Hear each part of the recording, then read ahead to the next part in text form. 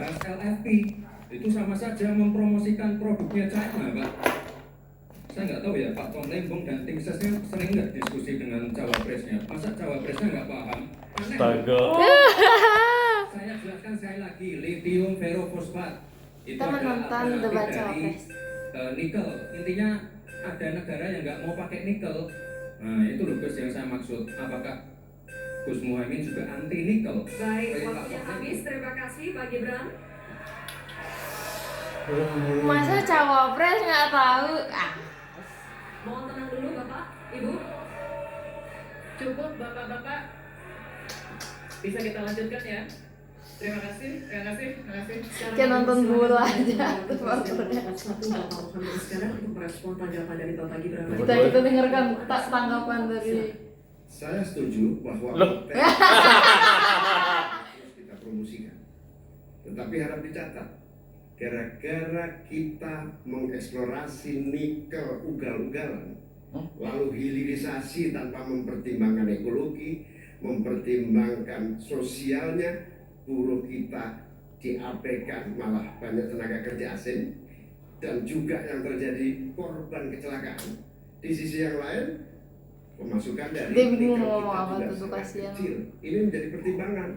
Dan yang paling parah, nikel kita berlebih produknya, sehingga bukan harga tawar kita menaik, malah kemudian kita menjadi korban Udah, bukannya korupsi Gibran. kita sendiri.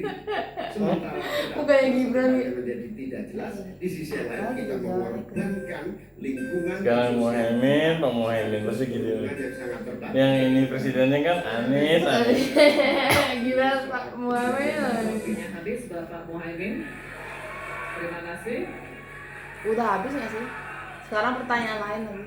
Tanya jawab akan kita lanjutkan. Nah, respon Dan belum? berikutnya Enggak. Udah. calon wakil presiden nomor urut 3 dan calon wakil presiden nomor urut 2.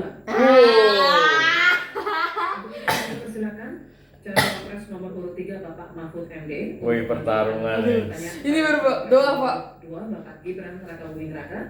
Pak Mahfud, Choose your fighter. dimulai saat Bapak berbicara. Mas Silakan. Gibran. Saya menghormati Anda sebagai calon wakil presiden, sehingga saya tidak akan bicara secara menjebak dan receh-receh.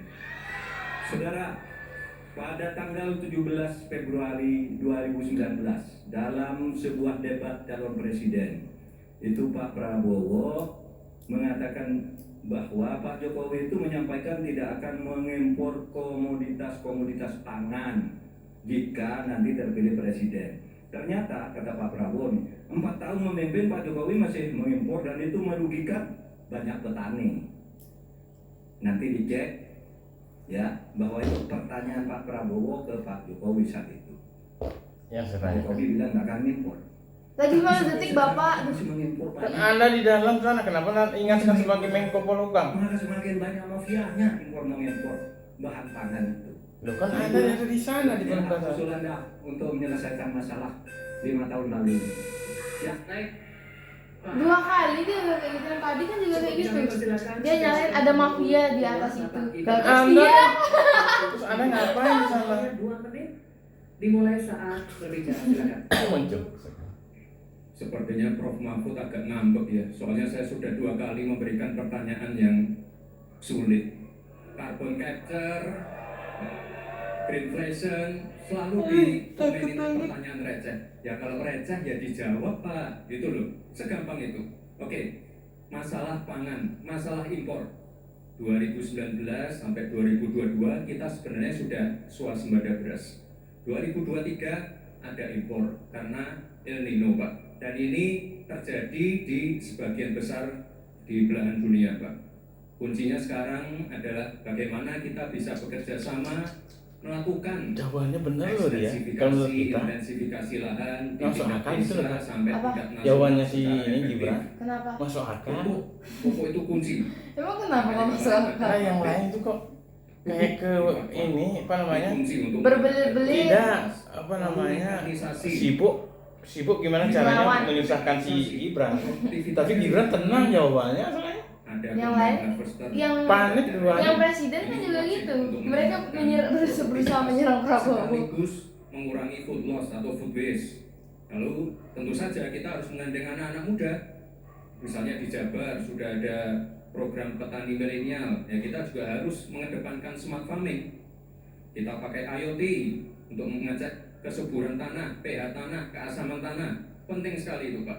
Lalu kita pakai drone untuk menyemprotkan pestisida. Jadi memang yang namanya food estate, lahan pertanian itu adalah program jangka panjang Pak. Jadi tidak bisa dijudge sekali panen, 2 kali panen, 3 kali panen. Panen pertama, kedua, ketiga itu pasti tidak pernah 100%. Ini yang petani pasti paham. Baru nanti panen ke-6, ke-7, ke-8 baru akan kelihatan seperti apa hasilnya. Itu Pak, terima kasih dan mohon maaf sebelumnya Pak. Waktunya habis. Terima kasih. Sadar dia. Dia tadi udah sadar ya. Semuanya dia gituin soalnya. Bapak Ibu cukup. Baik, kita lanjutkan dulu. Saatnya calon wakil presiden nomor urut 3 Bapak Mahfud MD untuk menanggapi, waktunya 1 menit saat Bapak Nah, berbicara. tapi saya itu merespon ya. Pertanyaan saya bukan itu. Nice. Pertanyaannya itu, dulu Pak Prabowo bertanya, katanya Pak Jokowi tidak mau impor beras. Lalu sekarang faktanya per hari ini. Kan katanya udah dibilang karena El Nino. Impor kedelai. Kan sudah jawab tadi, karena El Nino. Dia yang nggak dengerin, bodoh. Ah, males Iya, banget Profesor. orang bodoh tuh ah. Profesor kayak gitu ya. Ketawa kan dia, orang dia udah jawab. Ini hasilnya seberapa? Coba diputar ulang gitu misalnya bilang kalau sekarang. Yang tanggal 17 Juli itu perkembangannya seberapa? Semakin banyak nih angkanya, semakin banyak impornya, semakin Terus terdistribusi. Anda kan jadi menteri di sana. Terus Anda gunanya apa jadi menteri? Nah, oleh sebab itu kemudian secara lebih mendasar, saya ingin menanyakan posisi Mas Gibran dengan penuh hormat. Posisi Anda sebagai wakil presiden, bagaimana tentang konsep Trisakti Bung Karno terkait kemandirian? Kok susah Bung Karno? Tadi enggak isi. Nggak ada. Nggak ada. Selanjutnya kami persilakan. Kok 2 pertanyaan jadinya? Ih, enak banget kayak gitu. Untuk merespon tanggapan dari Ih, Bapak Mahfud jelek MD. banget, itu Waktunya dah. 1 menit Pak. Dimulai dari saat Bapak berbicara, silakan. Terima kasih Prof. Mahfud untuk evaluasinya. Sekali lagi saya mohon maaf jika ada kata-kata saya yang salah. Tapi sekali lagi, ini harus kita evaluasi. Dan kita jangan memberikan narasi-narasi yang menakutkan kepada warga. Intinya adalah program-program yang sudah berjalan sekarang. Nomor 1 dan nomor 3 ini kan kompak food estate gagal. Saya tegaskan sekali lagi Pak, memang ada yang gagal, tapi ada yang berhasil juga, yang sudah panen. Misalnya di Gunung Mas, Kalteng, itu sudah panen jagung, singkong. Itu Pak, cek saja nanti ininya, cek saja datanya. Intinya adalah warga jangan diberikan narasi-narasi yang menakutkan. Kita harus optimis Pak. Bapak-bapak ini adalah calon-calon pemimpin, harus optimis. Jangan memberikan narasi-narasi yang menakutkan kepada warga dan masyarakat. Waktunya masih. Baik, waktunya habis. Terus sama MD sekelas profesor. Yang kayak gini dah. Sebelum dari debat-debat ini kita tuh positif banget Ganjar. Sebelum debat-debat, tapi lama kelamaan ya, kok jawaban mereka kayak gitu, kok pertanyaan mereka kayak gitu, jadi bertanya-tanya lagi, emang pantas Dan mereka calon wakil presiden nomor urut 3 Bapak Mahfud MD. Bapak 3 lawan 1 mah nggak seru lah, nggak asik. Oh, sekarang Gibran dapat istirahat. Akhirnya dari tadi dibakar terus. Presiden, bahwa kita saksikan hari ini 9 tahun terakhir ini ya, kerusakan. Ini sekarang kan dia apa namanya kemudian bencana ekonomi, mengomentari kebijakan pemerintahan. Sama-sama sepakat gua nih. sulit lainnya terjadi. Maksudnya? Iya. Bukan main-main, ini serius. Berseberangan dengan pemerintah, artinya kan berseberangan dengan Gibran, dua-duanya. Kok dianggap biasa-biasa saja gimana Pak Mahfud? Karena itu saya ingin menyampaikan data-data penting nih catatan saya. Konflik agraria semakin banyak dan tidak diatasi. Petani kita semakin kurang Baca hak atas baca ini nggak? lahan. Bahkan Bawa HP nggak? masih Nggak. 17 juta di bawah setengah hektar. Ini bukan soal nakut-nakuti, ini fakta yang harus kita atasi. Bagaimana menurut Pak Mahfud? Apakah ini kesalahan visi atau kesalahan kepemimpinan? Baik, masih ada waktu. Itu Cukup. nyerang kan, nyerang Oke, Jokowi. terima kasih. Selanjutnya saya persilakan kepada calon wakil presiden nomor urut 3 Bapak Mahfud MD. Iya. Waktu Anda 2 menit, Bapak silakan. Ya, data yang disampaikan Pak Muhaimin tadi Benar. sudah saya sampaikan di dalam opening speech bahwa konflik agraria, Pak, di kantor Polhukam saja itu sekarang 2.587 untuk ini apa? Untuk masalah Polhukam saja, belum yang laporan ke polisi. Kan Anda menterinya di Polhukam, aduh. Artinya data itu saya benarkan dan sudah saya katakan lebih dulu sejak tadi. Nah, persoalannya sekarang, bagaimana kita mau menyelesaikan itu? Begini, dulu di zaman Bung Karno itu ada undang-undang yang menyatakan bahwa tanah-tanah milik masyarakat adat itu supaya diberikan ke masyarakat adat. Nah, pada waktu itu pemerintah itu mempunyai Inspektorat Jenderal Agraria. Inspektorat Jenderal Agraria ini mengeluarkan KINA namanya, keputusan Inspektur Agraria yang menyatakan bahwa tanah adat milik CACB diberikan kepada masyarakat adat, kepada pemilik masing-masing. Nah, tetapi sesudah zaman Orde Baru muncul BPN, sehingga dikatakan bahwa yang disebut sebagai produk KINA itu Udah ini. bukan bernilai sertifikat, sehingga menjadi mentah lagi, Pak, persoalannya. Jadi tumpang tindih sertifikat. Pada saat KINA itu dikeluarkan, itu secara hukum sah.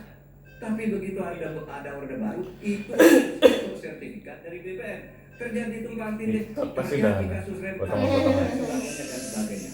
Oleh sebab itu, menurut saya ini harus dibuat kesepakatan bagaimana cara menyelesaikan ini. Selesai. Baik Pak Mahfud, terima kasih. Selanjutnya kami persilakan kepada calon wakil presiden nomor urut 1 Bapak Muhaimin Iskandar untuk menanggapi. Waktu Bapak 1 menit, silakan. Ya, banyak masalah yang menjadi kendala terlaksananya reforma agraria. Salah satunya birokrasi kita, kesungguhan politik kita, kemauan kepemimpinan. Di bawah presiden harusnya ada satu kelembagaan yang bisa mengelola reforma agraria dengan sangat sungguh-sungguh, tidak dibiarkan terus-menerus. Yang pertama soal reforma agraria, yang kedua soal lingkungan, bencana ekologis di mana-mana. Saya tidak menyalahkan siapapun ya. Ini sebuah fakta yang harus kita antisipasi bersama dengan baik-baik, bahwa kita sedang mengalami ancaman bahaya lingkungan dan krisis iklim yang sangat mengerikan. Panas global yang masuk pada bagian dari mengakibatkan petani kita gagal panen, gagal tanam dan seterusnya menjadi masalah. Saya hanya mengajak Pak Prabowo, Pak Gibran, Pak Mahfud, Pak Ganjar, saya, Mas Anies, dan siapapun untuk kita sama-sama tobat ekologis, memperbaiki ke depan menjadi lebih baik lagi. Tobat ekologis penting untuk masa depan. Normatif jawaban. Terima kasih. Normatif.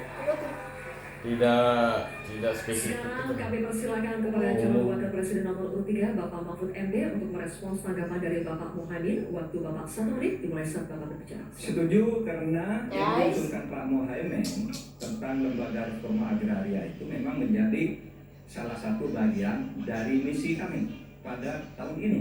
Jadi kami punya tim reformasi hukum nasional yang melibatkan pakar dari berbagai kampus. Kesimpulannya, masalah agraria ini harus ada sebuah badan khusus yang nanti menangani. Misalnya begini, ada sekian ribu kasus, ini yang berat dikategorikan 3 misalnya.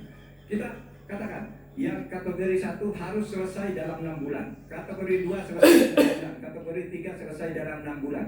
Lalu kita mulai lagi menata kehidupan kita di bidang pertanahan.